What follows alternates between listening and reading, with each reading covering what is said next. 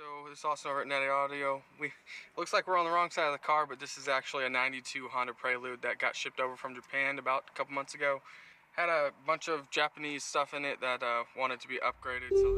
VTEC カードが挿入されていません。So today we put in a Sony 3200 for CarPlay. On top of doing that, we hardwired his mile-per-hour converter. We put a stereo system in the back as well. So one of our biggest concerns with this car is that getting parts for this is not easy, being that it's a 92 model and from Japan.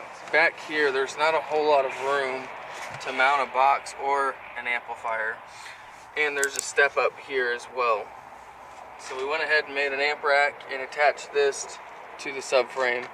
And then our box builds around this as well.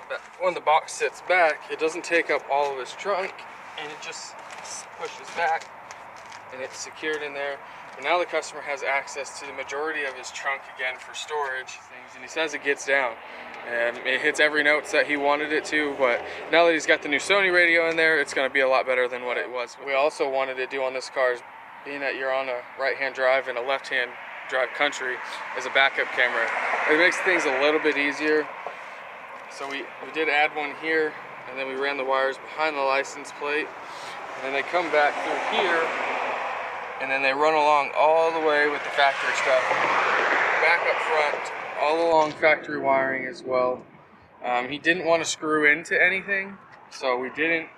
We double side taped and primed this as well, so that way it shouldn't come off.